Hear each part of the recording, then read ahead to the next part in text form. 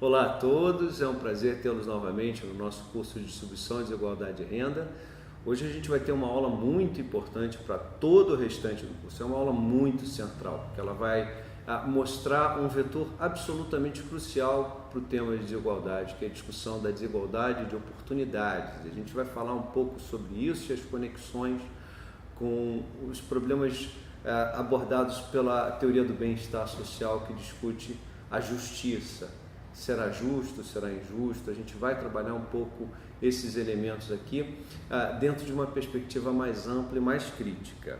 Hoje eu estou aqui com o querido Vinícius Peçanha, que também vai trabalhar em diversos aspectos, e numa próxima aula, inclusive, a gente vai continuar a desenvolver nesses temas, porque eles são temas que trazem várias repercussões e vários que a gente chama na academia de spillovers. Tem tantas possibilidades de se trabalhar um determinado tema e eles têm esse caráter multidimensional que a gente veio tratando desde os primeiros vídeos do curso. Bom, qual é o objetivo da aula de hoje? A gente vai procurar explicitar esse debate de uma maneira mais clara, mais direta, e a gente vai tentar trabalhar com a noção de justiça, desigualdade e a questão da mobilidade intergeracional. O Vinícius, na próxima aula, vai discutir especificamente esse tema de mobilidade intergeracional. Então, a gente quer adotar um ponto de partida aqui no curso, de maneira que a gente não fique refém de uma única narrativa. Então, a gente quer, por exemplo, ir além da noção do debate sobre meritocracia. A gente quer discutir outras abordagens que são mais plurais a respeito do tema. E a gente vai apresentar a vocês. Sempre lembrando que esse é um curso de caráter muito básico, introdutório. Então, a gente aqui está apresentando o início de todos os debates, não os meios e as complexidades dos debates, apenas a visão inicial, porque esse é um curso básico. A gente quer também, ao término dessa aula, apontar para a centralidade da educação como o principal vetor de reprodução da desigualdade de oportunidades, e como isso impede a mobilidade social e, no caso, a mobilidade intergeracional. Tema que será bastante tratado de novo na próxima aula pelo Vinícius. Então, começando a nossa aula de hoje de maneira mais específica, a gente vai introduzir o grande debate e, sobretudo, quais as grandes questões. Então, por exemplo, Vinícius, o que determina o grau de transmissão e a persistência da desigualdade entre gerações? Eu não quero que você me dê uma resposta direta agora, porque você levaria horas para dar essa resposta. Mas em termos muito gerais, apresente ao nosso público uma visão simplificada sobre o tema. Tem diversas variáveis que afetam, principalmente efeito herança, educação. Tem uma correlação muito grande no Brasil, a gente vai ver isso nos dados, entre a correlação entre a educação dos pais e a educação dos filhos.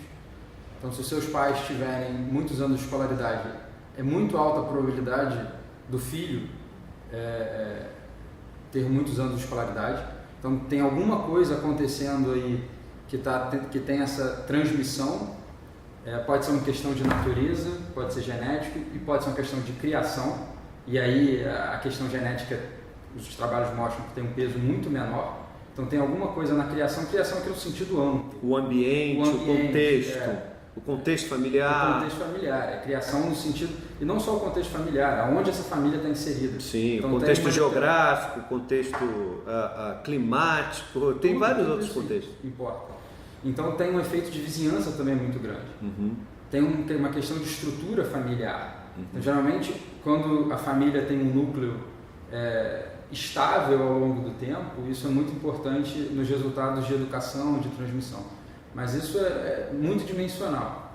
Então, vocês estão percebendo que esse é um tema que vai ter vários desdobramentos. A gente não vai esgotar isso na aula de hoje, a gente só está iniciando esse tema. A gente vai ter aulas específicas com dados, inclusive. Só para então deixar muito claro que são várias questões a ser respondidas e nesse sentido existem abordagens, existem teorias, existem métodos de interpretar esse fenômeno que é de natureza multidimensional.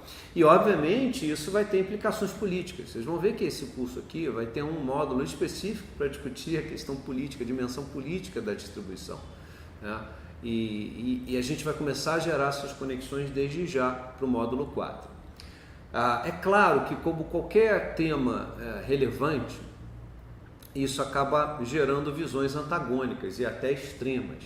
Então a gente tem aqui basicamente dois grandes grupos extremos que são irreconciliáveis do ponto de vista científico e metodológico, que de um lado são os marxistas, de outro lado são os liberais mais extremos, mas no meio do caminho desse grupo aí, desses grupos extremos ou dessas abordagens extremas, tem várias abordagens, são nelas que a gente vai então trabalhar as metodologias e as abordagens para poder fazer as interpretações que a gente se propõe aqui no curso. Então, a gente, na verdade, vai convergir com o maior grupo que estuda o tema, que é um grupo que hegemonicamente defende que deva haver uma alta mobilidade social e intergeracional. E a gente vai definir esses termos oportunamente. Basicamente, o que a gente quer dizer é o seguinte: o pobre não deve ser condenado a continuar pobre para sempre. Ele tem que esperar uma mobilidade social em termos de renda. Lembrando que o nosso curso aqui é um curso que a gente discute centralidade da desigualdade da renda. Então, aquele que é pobre e que ganha pouco hoje, uma vez tendo os recursos necessários para aspirar uma mobilidade social, ele teria como resultado um aumento da sua renda e das condições de vida da sua família. É sobre isso que nós vamos falar aqui. E condenado, quando você fala, é uma questão na média, é uma questão probabilística. Sim. A probabilidade de uma pessoa que nasce no quintil inferior, que tem uma distribuição menor do que 5%, você pega a distribuição de renda, ele está no inferior de 5%, ou seja, ele ganha menos do que 5% da população, ele tem uma probabilidade muito pequena de ascender para estratos superiores na distribuição de renda. E aqui, porque tem uma falácia muito comum, que às vezes a pessoa pega um caso, fala, mas eu tive um amigo pobre que ele cresceu na vida, porque ele trabalhou muito. E a gente pega esse caso e induz como se fosse uma questão na média. Então... E aí você vai estabelecer, por exemplo, nessa abordagem, uma visão extrema. Olha lá, olha a defesa da meritocracia. Ele só conseguiu porque ele correu muito atrás, ele deu o jeito dele. E nem sempre é assim, as coisas não funcionam dessa maneira. É isso que a gente vai tentar trabalhar aqui no curso. É muito bom que a gente tenha esses casos, mas são exceções. Isso precisa ficar muito claro para todos no curso. Então, basicamente, a gente vai discutir bastante esse tema, não só nessa aula não, a gente vai ter umas 2 ou 3 aulas que essa repercussão da mobilidade intergeracional vai ser muito importante, muito estudada aqui. Agora, a desigualdade, como o Vinícius acabou de mencionar, ela pode ter elementos de persistência. Isso a literatura trabalha bastante. Existe uma vasta literatura que discute armadilha de pobreza, que o Vinícius vai falar na aula dele, persistência da desigualdade e da pobreza, de modo que essa questão da transmissão familiar para a reprodução da desigualdade é muito central, como o Vinícius mencionou há pouco tempo. Você falou do efeito herança, né? Basicamente o que você quer dizer com isso? E a gente vai reiterar muito esse ponto aqui. Basicamente, quando você vem de uma família que tem uma renda maior, por esse efeito herança, você parte de uma renda média maior. Uhum. E aí renda, ela está muito correlacionada com a distribuição de saúde. Então, o ambiente daquela família é um ambiente de saúde melhor e você tem mais dinheiro para poder ter acesso a esses bens de saúde. Então, o efeito herança tem um impacto um pouco nisso, mas de forma mais concreta, você alivia muito a restrição de crédito. Sem dúvida. E você parte de uma base onde crédito é o mecanismo fundamental de investimento, seja investimento em capital humano, em capital físico, em empreendedorismo. Então, esse efeito herança te coloca numa posição diferente. Imagina vocês, uma pessoa que nasce numa família mais abonada, mais rica, ela já nasce em condições de alimentação desde a primeira infância melhor, de saúde bem melhor. Agora, vá para o outro extremo. Uma criança que nasce num ambiente extremamente pobre, em que não há sequer saneamento básico. Olha os vetores de problema de saúde desde a primeira infância. alimentação, tudo isso vai entrar nesse contexto e precisa ser levado em conta na questão da desigualdade que a gente vai tratar no curso. Então a gente tem também um outro tema que é muito importante, que é a transmissão familiar das capacidades. Quer dizer, eu, por exemplo, sou filho de professor. O estudo na minha família sempre foi um valor. Entende? Porque isso veio do histórico da minha família, isso foi reproduzido para mim e eu estou reproduzindo para as minhas filhas. Então esse é um vetor muito importante também para explicar, né? Então imagina que você, no outro campo, você está numa família de analfabetos em que nunca tiveram acesso à educação. É muito difícil sair desse espiral se não houver uma intervenção externa, que é o Estado, no caso por meio de políticas públicas, oferecer escola e, mais que isso, obrigar que esse pai analfabeto coloque a sua criança na escola. Inclusive a gente vai ter um módulo aqui para discutir as ações afirmativas e os programas de assistência social. No caso do Bolsa Família, uma condicionalidade para o recebimento do Bolsa Família é que as crianças tenham as carteiras de vacinação em dia e estejam matriculadas na escola. Ou seja, uma condicionalidade para receber tem que estar em dia com isso aqui. Então você está dizendo, olha, para receber aqui você é obrigado a. Então você de alguma maneira está colocando a criança lá e está de alguma maneira contribuindo para que, se a escola for capaz de gerar essa possibilidade de dar os insumos para a mobilidade intergeracional, para que haja essa estratificação social e essa mudança de patamar. E tem uma centralidade muito grande nessa questão de capacidade, onde você pode separar em basicamente dois tipos de capacidade ou habilidades. As habilidades cognitivas, que estão muito associadas à capacidade de aprendizado, e as habilidades não cognitivas, que estão mais associadas à relação entre pessoas, aprendizado social, a gente pode colocar assim, não aprendizado formal. E tem muita transmissão intergeracional de habilidades cognitivas, que são as habilidades de aprendizado. E tem uma centralidade muito grande na formação dessas habilidades até mais ou menos 6 anos, de 3 a 6 anos. Então, se o ambiente é muito desigual nessa parte, a pessoa pode ter um legado para o resto da vida e afetar a mobilidade social dela.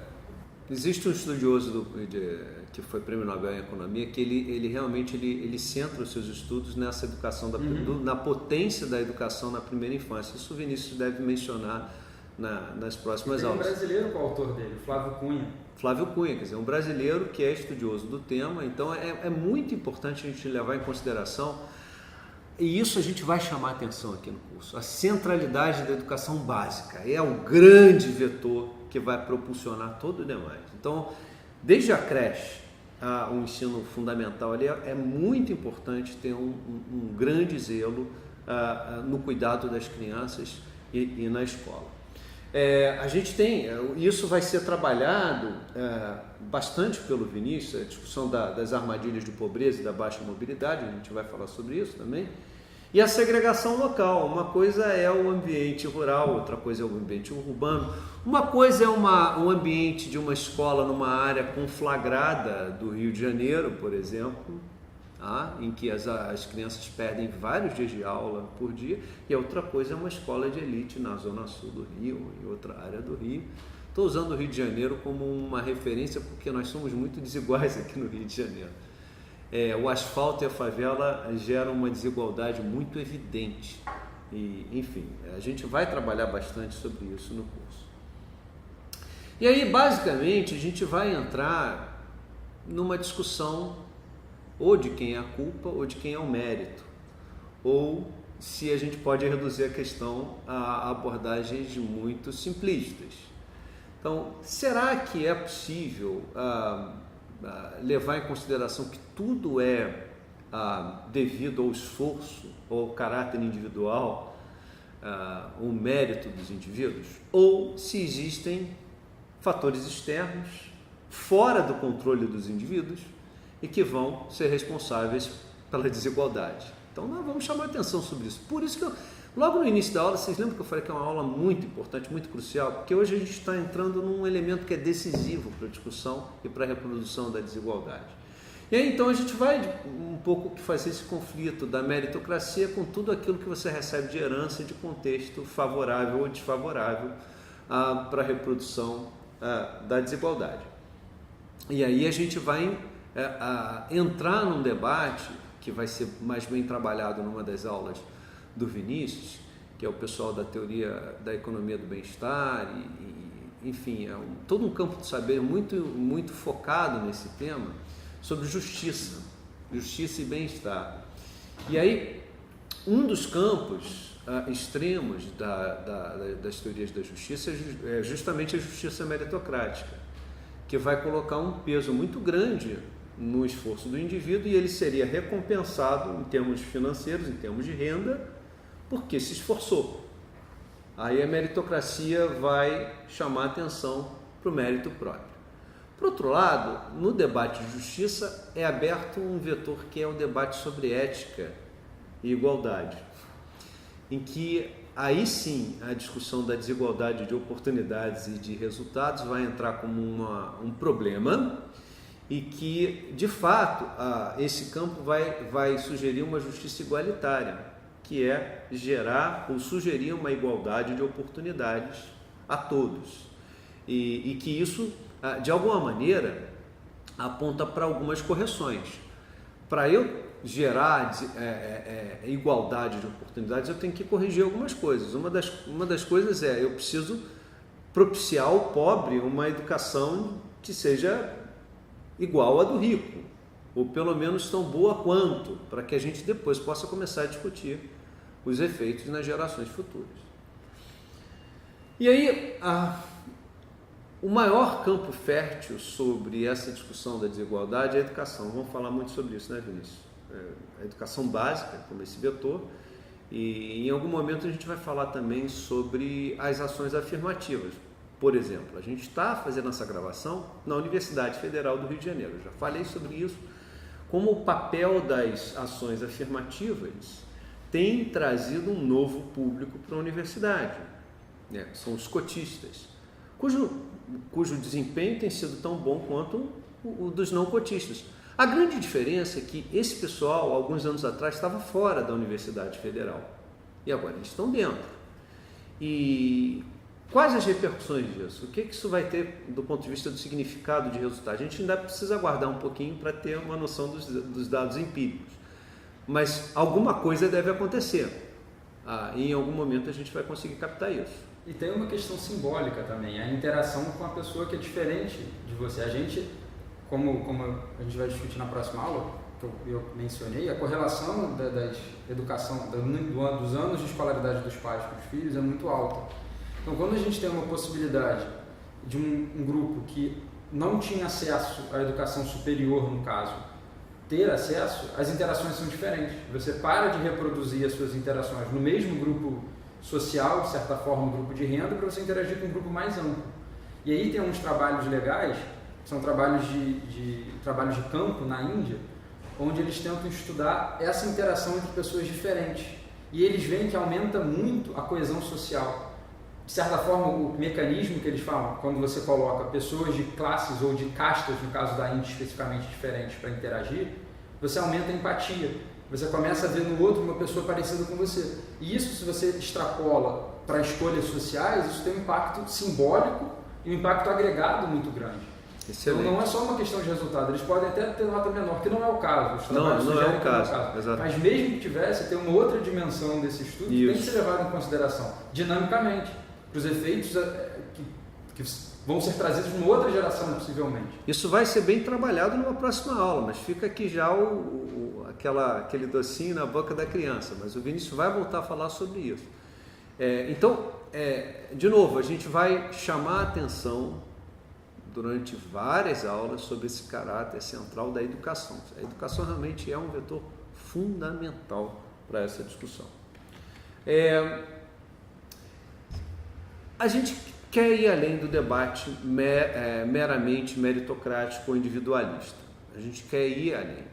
Se vocês perceberem nesse slide que a gente está projetando,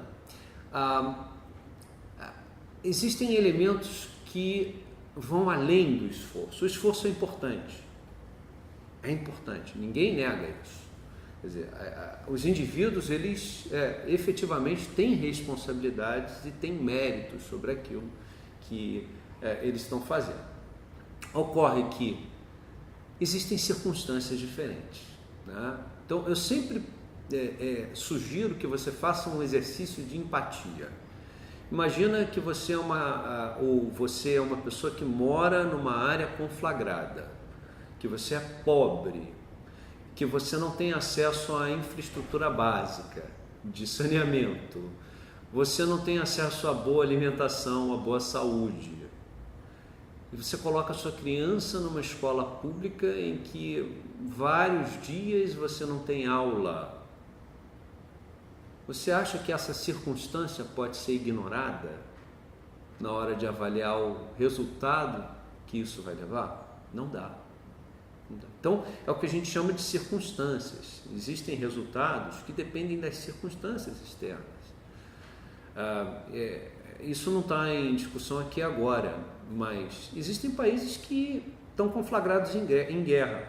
Imagina só uma situação de uma criança síria na escola no momento, recebendo arma química para lá e para cá. Só tentando usar um caso bem extremo. Então, a circunstância, ela vai fazer com que os resultados mudem. Então, existe toda uma questão que a sociedade, efetivamente, não pode imputar uma responsabilidade ao indivíduo sobre aquele desempenho.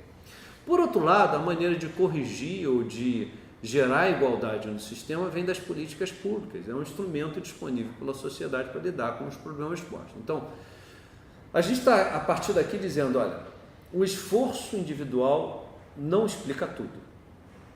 O contexto e as circunstâncias explicam e as políticas públicas adotadas servem para efetivamente influenciar os resultados a respeito da desigualdade. E aí a gente tem dois esqueminhas que sintetizam essa relação. Vocês podem perceber aqui que são duas grandes abordagens, uma abordagem de resultados e uma abordagem pluralista. Na hora que os especialistas em análise empírica sobre resultados de educação, eles fazem as análises, a gente poderia partir de uma abordagem que a gente vai chamar de sem desculpas, porque você gera igualdade de recursos aos alunos. Seria mais ou menos, Vinícius, eu botar uma criança pobre e uma criança rica na mesma sala de aula, na mesma escola, e dizer o seguinte: vocês precisam, pelo esforço de vocês, buscar um bom resultado. E aí, digamos que a pessoa rica tem um desempenho extraordinário e a pessoa pobre tem um desempenho ruim. Seria uma abordagem de resultados que ignoraria tudo que veio antes. Isso é uma questão de esforço. A questão básica, assim, eles podem colocar o mesmo esforço, mas tem e aí vem a parte de circunstância, é o retorno do esforço.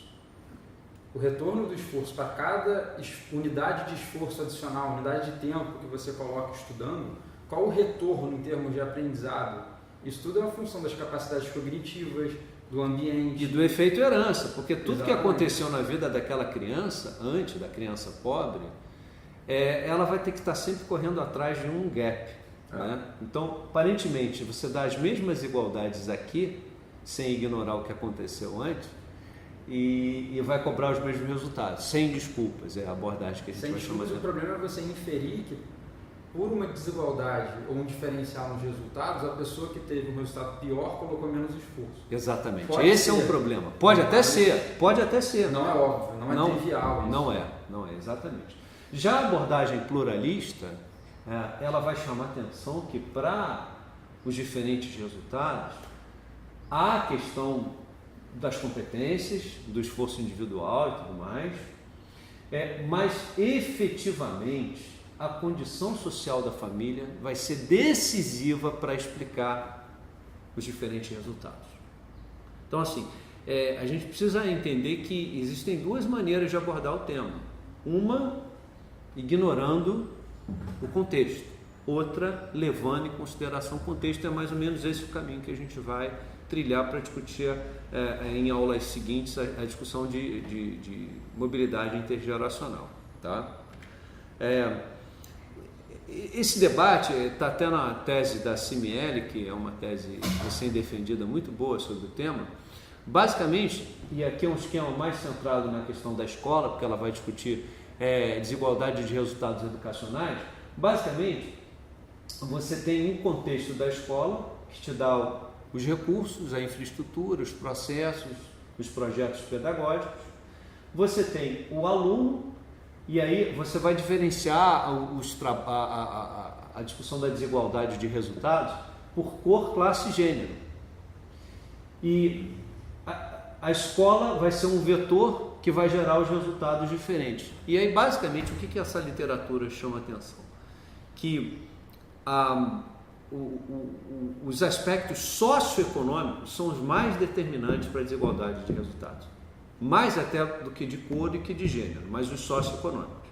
Ou seja, o ambiente e a questão da renda familiar e do contexto socioeconômico é mais decisivo para explicar a desigualdade de resultados. A gente vai chamar isso a atenção numa próxima aula.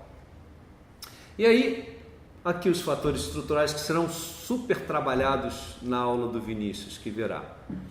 São os efeitos que vão explicar a desigualdade de renda no Brasil. Na verdade, explicam em qualquer lugar do mundo, né? Mas no Brasil em particular.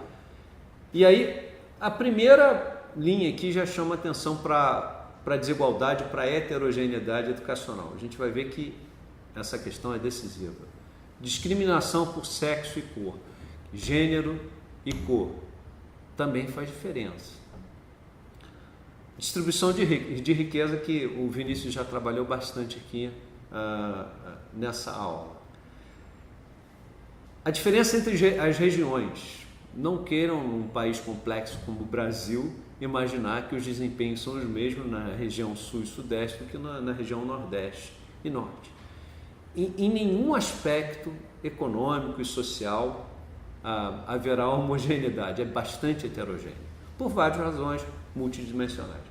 E também as desigualdades entre os setores. Uma coisa são os setores de alta intensidade de capital, ou de alta intensidade ou demanda por capital humano, e outros de baixa demanda. Existe muita desigualdade nesse aspecto. E o que teve assim recentemente, você pega desde a década de 1980, a inovação tecnológica foi muito baseada em tecnologia, intensiva em tecnologia, que é intensiva em capital humano. E isso é importante porque você gera uma demanda diferencial e um aumento de salários e retorno para o capital humano desigual. Então, pessoas que têm mais capital humano, por causa dessa demanda do fator trabalho, por essa inovação tecnológica, tiveram um aumento salarial muito maior do que pessoas que não tinham. Foi a tese do Langoni para explicar o aumento da desigualdade da década de 60 para 70, porque você teve uma industrialização muito rápida no Brasil e você passou nesse setor industrial a contratar gente com maior capital humano e com maior produtividade. Isso se refletiu numa desigualdade de renda muito grande. Os pobres tiveram um aumento de renda, só que os mais ricos e mais escolarizados tiveram um crescimento muito mais do que proporcional. Isso gerou um aumento da desigualdade. Eu acho que é isso que e é uma forma de reproduzir. Né? Você tem uma desigualdade sim, educação, sem dúvida alguma. Reproduz sem dúvida alguma. E aí então a gente vai gerar efeitos intergeracionais. Aqui essa passagem do Atkinson vai chamar atenção para isso. Olha, a gente tem que estar atento não só à desigualdade de oportunidades. Igualdade de oportunidades é importante, mas eu preciso entender o grau de desigualdade de resultados hoje. Ou seja, existe uma desigualdade de renda, ela é posta. Existem motivos que explicam ela. Eu preciso entender, eu preciso levar isso em conta para poder pensar em gerar igualdade de oportunidades, porque isso vai ter impacto intergeracional. E de alguma maneira, na próxima aula, o Vinícius vai chamar atenção bastante sobre esse aspecto.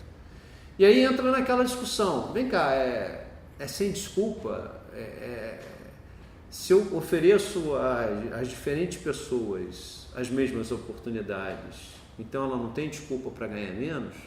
Aí vamos reiterar isso, levando em consideração que a gente precisa considerar o histórico, o ambiente, os contextos familiares e pessoais.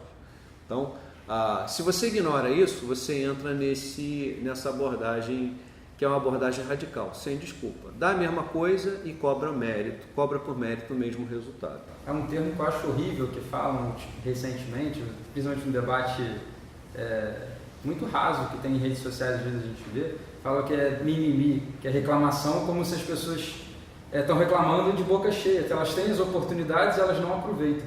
E se a gente levanta os dados, levanta os trabalhos mesmo, o debate, que é muito mais complexo do que a pessoa colocou esforço ou não, a gente traduz essa reclamação como... E eu queria só reiterar, porque a gente vai ter um módulo aqui para discutir só a pobreza e vamos falar muito sobre o Bolsa Família. O Bolsa Família é um tema que gera muito esse tipo de abordagem. E isso é muito problemático, porque existem tantos mitos em relação ao Bolsa Família. A maioria do que as pessoas imaginam que estão falando sobre Bolsa Família são falácias ou são coisas completamente antagônicas, são diferentes daquilo. Se ela está dizendo que aumenta uma coisa, geralmente está reduzindo. Então a gente precisa trabalhar com os dados e com os estudos. E a gente vai se apoiar aqui no curso inteiro em cima de estudos, de dados empíricos, para que a gente não caia na vala comum do senso comum. Se tem um objetivo que a gente quer no curso, é sair do senso comum e tentar apresentar para vocês alguns dados importantes. Só continuar batendo nessa tecla, que é um objeto multidimensional e complexo.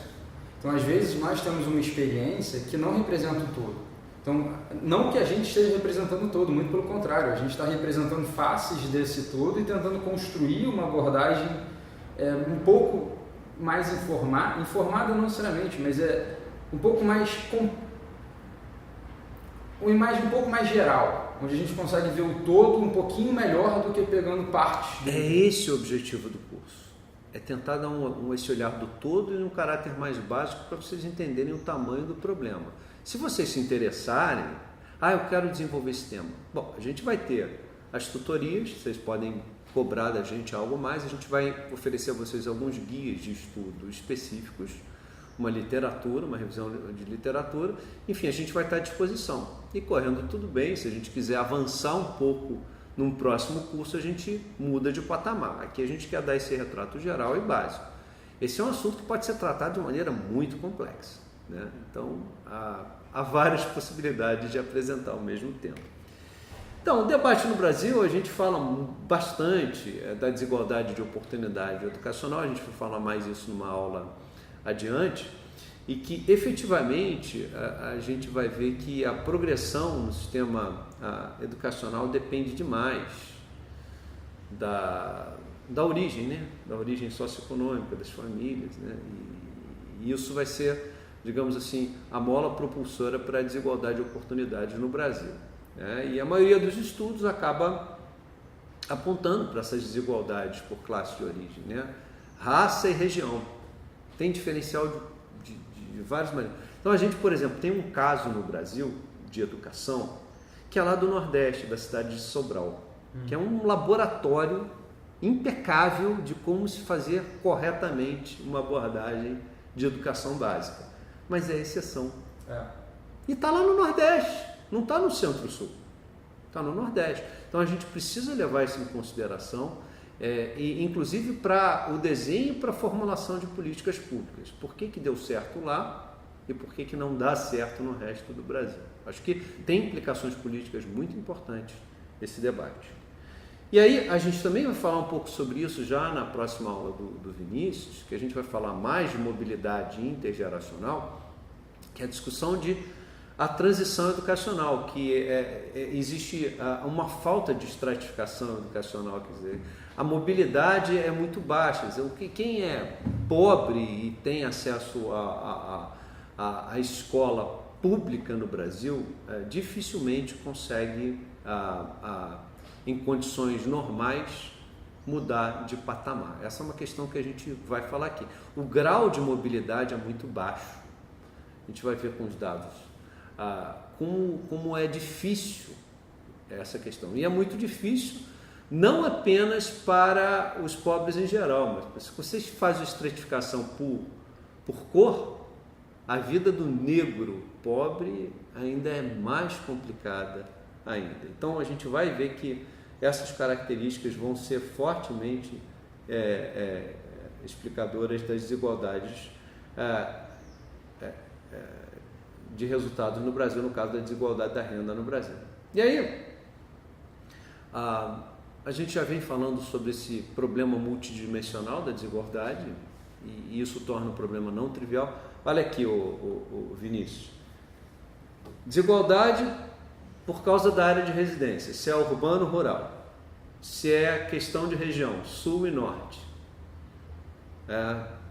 Aqui é meramente o sul e o norte é apenas para mostrar, por exemplo, que países como a Itália são desiguais. A Itália do norte é riquíssima, parece a Europa. A Itália do sul já é mais pobre. Só para mostrar como um país desenvolvido tem esses problemas. A gente tem o status ocupacional do pai e da mãe, e isso é importante para discutir a desigualdade de oportunidades, né? Isso é uma coisa muito típica do Brasil e do ambiente urbano. Os filhos de mãe que trabalham fora do domicílio, que aliás é o caso da maioria das comunidades do Rio, inclusive conflagradas. Eu estou usando muito o Rio de Janeiro como um elemento de laboratório para vocês entenderem o tamanho do problema. Já é difícil para o pobre, e para o filho do pobre que trabalha fora é mais difícil ainda, enfim. A questão da escolaridade do pai e da mãe, que o Vinícius já falou, né? E o Vinícius também já mencionou isso, a questão da estabilidade familiar. Se a família é monoparental, tem muitos irmãos, ainda tem mais isso. Se você tem uma família com vários irmãos, muito dificilmente você consegue, uma família mais pobre consegue gerar acesso igual a todos. É muito difícil. Geralmente um vai ter que sacrificar pela educação dos outros, ou vários em geral. E isso vai gerar aqueles casos excepcionais. Numa família de 10 sai um, e aí você quer generalizar aquele um achando que esquece dos outros 9 na mesma família. Engraçado que você fala, caso excepcional. Já é uma exceção à regra. É lógico. Aí você pega, por exemplo, um debate muito comum, a gente vai ter essa discussão um pouco mais de discriminação por raça ou por uma discriminação social mesmo. Pega um caso, como o Joaquim Barbosa, por exemplo, diz: não existe racismo no Brasil. Ou pelo menos a gente tem que ter um senso crítico a gente não pode generalizar esse caso para não falar, que a gente use outras abordagens que sejam mais sistêmicas, claro, englobando tudo. Ou seja, vamos tentar eliminar o senso comum e às vezes os nossos focos individuais, as nossas experiências, achando que a gente é capaz de generalizar aquilo que a gente está experimentando. Nem sempre é assim. A gente até vai querer que vocês participem muito no curso, contando as experiências de vocês, porque a experiência num grupo de 200 e poucos alunos, são várias experiências. Isso é muito legal, porque a gente vai enriquecer o debate e mostrar como é que há vários matizes, vários olhares sobre o mesmo ponto. Então, a gente tem gente de vários cursos aqui, de vários estratos sociais fazendo o curso. E isso vai ser bem legal, né, essa interação. Não, sem dúvida, porque a gente está trabalhando aqui mostrando dados, mas por trás de cada dado que a gente tem uma pessoa. Claro. Então a gente está falando aqui de desigualdades na média, mas seria muito legal ver a vivência dessas pessoas. Porque por trás dessa desigualdade que a gente está vendo, tem pessoas de fato que não estão tendo acesso e estão sofrendo isso, estão passando por essa experiência. Então é legal ouvir para a gente ter uma visão mais completa. Perfeitamente. E aí, a gente já chamou muita atenção para isso, que é o peso do efeito riqueza, e só para chamar atenção que os estudos, a maioria deles no Brasil, todos os estudos empíricos vão chamar que em todas as transições educacionais, quando você vai discutir a escolaridade, o aumento da escolaridade no Brasil, o efeito riqueza ou a desigualdade em termos de riqueza vai ser o fator que aparece em todos os estudos explicativos. É muito importante. Renda e riqueza vão fazer um diferencial danado na hora de explicar as desigualdades, que vão gerar essa baixa mobilidade social e intergeracional. Aqui, rapidamente, para a gente encerrar essa aula de hoje, aqui, Vinícius, olha só os dados, que coisa impressionante. Ele está dizendo que o percentual de mobilidade educacional ascendente, ou seja, é aquele que vai, a mobilidade que vai fazer com que você esteja numa condição social e suba. em termos de renda. Basicamente é isso. É muito baixa no Brasil, em torno de 10%. Isso são dados da PNAD de 2014. 2014 estava captando lá. Do total da população que experimentou mobilidade social ascendente, só 10% da população experimentou isso. É muito baixo. E nesses dados desagregados, as mulheres foram melhores do que os homens, ou seja, as mulheres de alguma maneira conseguiram aspirar uma mobilidade maior. Eu suspeito aqui que isso tem a ver um pouco até com o efeito histórico das mulheres estarem ocupando hoje um espaço no mercado de trabalho que elas não ocupavam. Elas estão ganhando espaço, estão sendo empoderadas, isso é muito importante. Eu acho que isso deve explicar um pouco desse dado favorável. Agora, quando você estratifica você segmenta em branca e negra, você vê que as negras têm muito menos chances de aumento de mobilidade. Isso é muito impressionante, e isso abre aquela discussão sobre a justiça igualitária e sobre a possibilidade de abrir para ações afirmativas. Agora, quando você vai para o homem negro, o homem preto pardo, aí o caso é mais crítico ainda. Então, para vocês entenderem como a questão no caso de raça, explica demais a baixa mobilidade social no país. Isso precisa ser levado em conta também, inclusive na hora de olhar e desenhar as políticas públicas, no caso, eventualmente, de ações afirmativas. A vida é muito mais tranquila para a mulher branca e para o homem branco. Mas a mulher branca, nesses dados, elas têm uma mobilidade social maior, uma ascensão vertical, ou seja, elas conseguem mudar de patamar favoravelmente. Com isso, a gente está encerrando a nossa aula de hoje, que foi muito rica, né, Vinícius? Muitas coisas, uma aula grande, em que a gente chamou atenção para a reprodução das desigualdades, a gente chamou atenção para o fato de que a visão de meritocracia ela não é adequada por causa da visão multidimensional. A gente precisa ter uma visão mais plural sobre a abordagem de desigualdade de oportunidades, por causa desses múltiplos problemas que aparecem e das múltiplas dimensões. E a gente chamou atenção para a reprodução da desigualdade de oportunidades, tendo como grande vetor a educação. Mas a gente vai falar um pouquinho mais sobre mobilidade social, vamos falar um pouquinho mais sobre outros fatores que são relacionados à desigualdade de oportunidades e resultados nas próximas aulas. Por hora é isso, né, Vinícius? E a gente segue em frente com o nosso curso. Eu agradeço a atenção de vocês e até a próxima.